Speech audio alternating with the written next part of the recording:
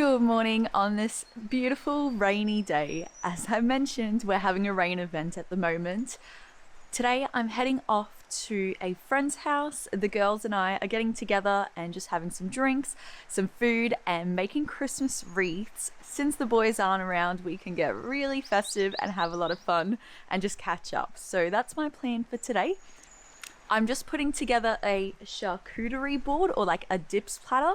And I thought it would be fun to show you guys the process of putting it together and kind of do a version 2 of last year's goals video. Except instead of doing goals today, I want to reflect on the year that just was. So we're going to put together a Christmas tree charcuterie board, and I'll do a little overlay of my voice, just reflecting on the year that was, on the goals that I had, and on all the things. So enjoy. Around this time last year, you and I put together a charcuterie board and I chatted through some of the goals that I had for the upcoming year.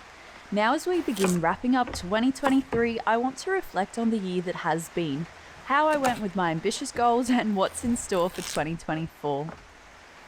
2023 signified a big shift in our mindset and also the way that we were living.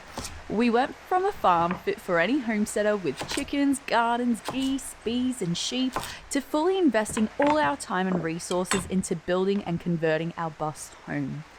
This year we ventured out and took opportunities to meet people in our community. We were stopped in shopping centres by subscribers who lived locally. We were reached out to by companies wanting to support us any way they could because they truly believed in what we were doing and were equally passionate about the things we were too. And of course, we said yes to meeting more of you. And for any introverts like me, you know that that is a big challenge all on its own. But luckily, Sam is a social butterfly and thrives in this environment. So anytime I had him beside me made the experience really worthwhile. So for those who have made the time to meet us in person, thank you so much. Putting a real face to a name on the internet is incredible and really makes the connection more meaningful. When I create my videos now, I picture you and it's like talking to a friend. A big challenge we faced this year was figuring out where our effort needed to go and finding a balance. It meant that we had to sacrifice some aspects of what became our normal as homesteaders and instead embrace where our effort and mind needed to be. And this was on our bus build. This was tough as many who wanted to see our gardens or animals chose not to stick around, and that's the reality of sharing on social media. We are at the end of the day living our life and making choices to put ourselves in a secure position, and building a sustainable but affordable home is a big picture in this. I mean, after all, the main word in homesteader is home, and so this is where our priority lay.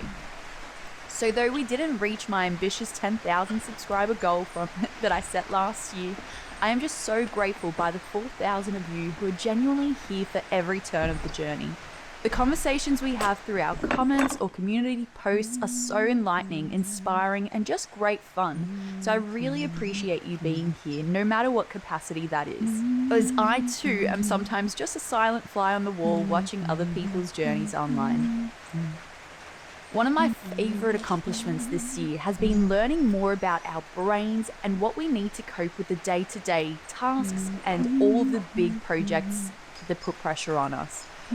Through discovering more about ourselves, Sam and I have been enlightened and empowered by our ability to communicate more clearly with each other. But not only that, our ability to ask for support and help from each other, but also from other people in our community and our friend groups when it's needed, and accept that some days we just need to rest, and that's okay. I want to take a moment to pause and ask you, what's something you have accomplished this year that will truly stick with you? Has this been a year of slowing down and preparing, or a year of achieving bigger goals? I'd love to hear your reflections of 2023. Let's lift each other up and recognize all that we have achieved this year together, but often forget to acknowledge. The bus build is going strong thanks to our efforts this year. She still has a long way to go before she's completely finished, but this year we've taken on a new opportunity to add our solar system sooner with the support and help from Wise Integrated. This means that though the bus won't look like home for a few more months, she will function well for our basic needs, allowing us to save on rent and begin the process of living tiny. You'll be seeing that throughout this month. I'll probably call the series Forced Off Grid or something dramatic, even though I'm so excited to slum it for a while to save funds to do the registration and the engineering certificate that will not be cheap, but will be the ticket for us going on our trip next year. I'm still manifesting that the bus will be reasonably comfortable to live in by my birthday. That's early January, but we'll see.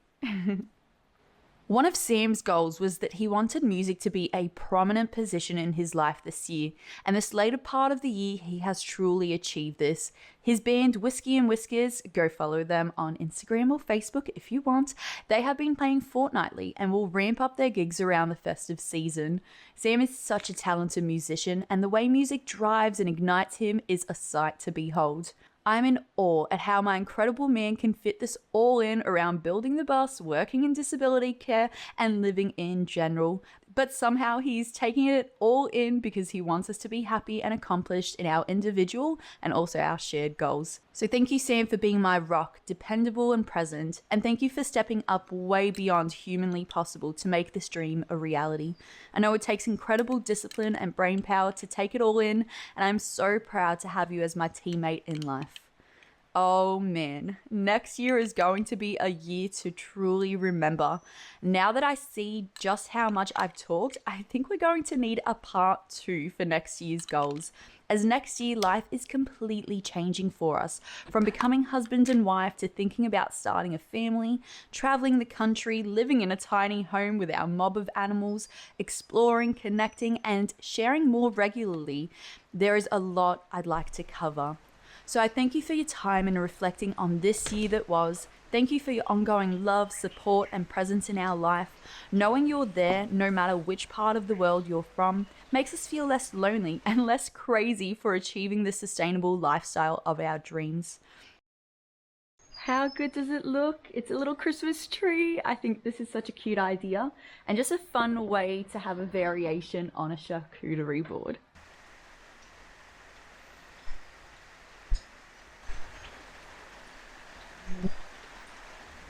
I was planning on heading out for a walk with the dogs and collecting some branches for our Christmas wreaths, but it hasn't stopped raining since this morning. I put together my charcuterie board. It was all calm and only spitting. Now it's practically pouring. So I might have to head out with an umbrella. I might hold off for a few more hours and see how we go. Not that I'm afraid of rain, but I just don't really want to get wet right now.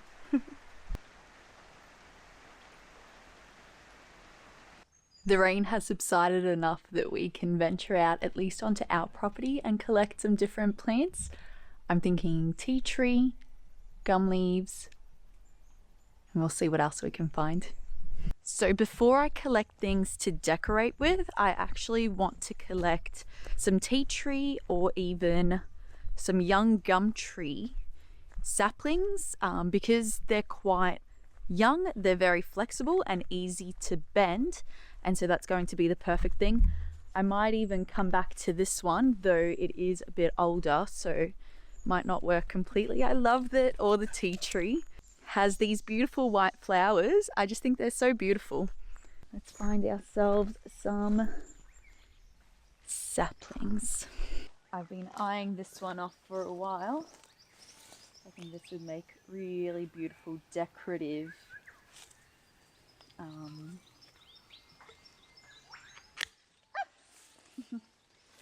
decorative pieces. Gorgeous. And this part here, this used to be where the pigs were and it was all cleared and you can see how it's grown back. It's just crazy how things want to grow here. But these are young enough, I think, that I could use them as the wreath bases. So I might as well get them.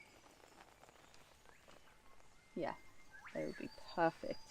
And they're nice and straight and long. I'm gonna get very wet doing this.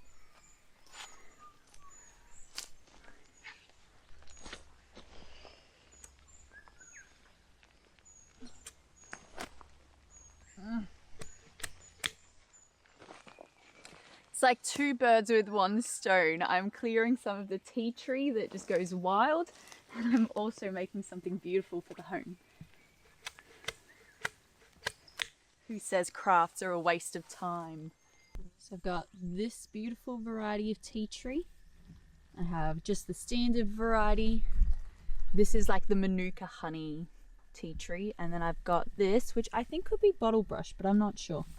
I do feel like that tea tree, the branches are a bit too woody, so a bit too thick. So I'm gonna go up the top of our property and try to find more like gum tree saplings. I know we've got this really beautiful purple one that I think would make beautiful decorations and design elements. So I'm going to get that. Yeah. Okay.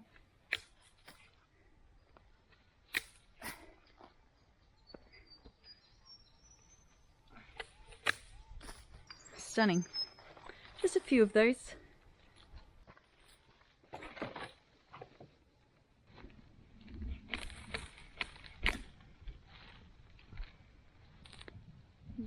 Purple.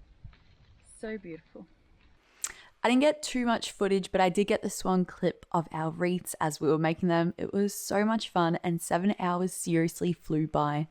We did end up having a huge storm starting to roll in, and the storm is actually going to continue for the next week. So we did call it quits by that point and rushed home to try beat the rain. I just can't believe how quick it came in though. That's when that road is terrible, and then dusk, heavy storm, wildlife, and I'm like,